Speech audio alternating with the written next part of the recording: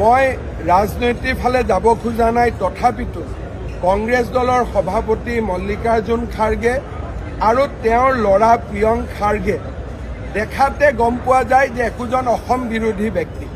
ভূপেন হাজৰিকাক তেওঁ নাচনেৱালা গানেৱালা বুলিও শব্দ ব্যৱহাৰ কৰিছে। কিন্তু মই আৰু ৰাজনীতিৰ ফালে বিষয়টো লৈ যাব খোজা নাই। ই ভিডিঅ' উপলব্ধ হৈ আছে, অসমৰ ৰাইজে তেওঁৰ ভিডিঅ'টো নিজে চাবই পাৰিব। দেখিয়ে আজি গৌৰৱ গগৈ এইকাৰণে সমৰ্থন কৰিছে কাৰণ তৰুণ গগৈৰ দিনততো ইমান অসাধাৰণ কাম সম্ভৱ হোৱা নাছিল। গতিকে তেওঁলোকৰ মনততো ক'ৰবাত নহয় ক'ৰবাত হিংসা এটা আছে নহয়, যে 1 লাখ ল'ৰা ছোৱালীক আমাৰ চৰকাৰৰ দিনততো চাকৰি দিব পৰা নাছিলোঁ। হিমন্ত বিশ্ব শৰ্মাক আমি ইমান ইটিকিং কৰোঁ, আমি ইমান বেয়া বেয়া কথা কওঁ, কিন্তু তেওঁ ভাবিব নোৱাৰা কামবিলাক কৰি আছে। গতিকে মনততো অলপ হিংসা থাকিবই। মই ভাবোঁ যে এইবিলাক হিংসাৰ প্ৰতিফলন। কোনে ভাবিছিল যে এনেকৈ 25,000 ল'ৰাক এখন মঞ্চত মাতি আনি 1 লাখ টকা আমি দিব পাৰিম বুলি?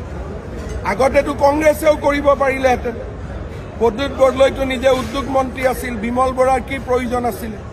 তেওঁলোকে আজি হিংসাত কংগ্ৰেছৰ দিনত নিকা নিযুক্তি দিব নোৱাৰিলে।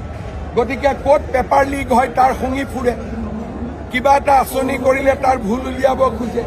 গতিকে কংগ্ৰেছ এতিয়া পদূলি শুঙি ফুৰা এটা পাৰ্টিলৈকে ৰূপান্তৰ হৈছে।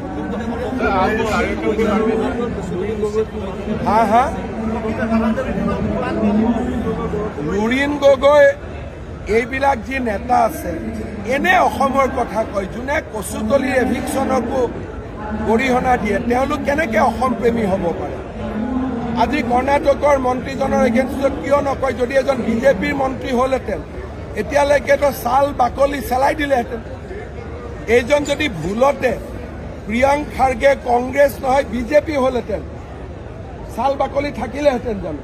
আমি মাপ খুজি তত নাপালোহেঁতেন। লুৰিণ গগৈ, অখিল গগৈৰ সংবাদ মেলৰ যিটো অৱস্থা কৰিলেহেঁতেন, ইমান জঁপিয়ালেহেঁতেন যে আমি ক্ষমা খুজি তত নাপালোহেঁতেন। আমি তেওঁক যোগাযোগ কৰিবলগীয়া হ'লহেঁতেন যে আপুনি এটা ক্ষমা খুজি দিয়ক বুলি।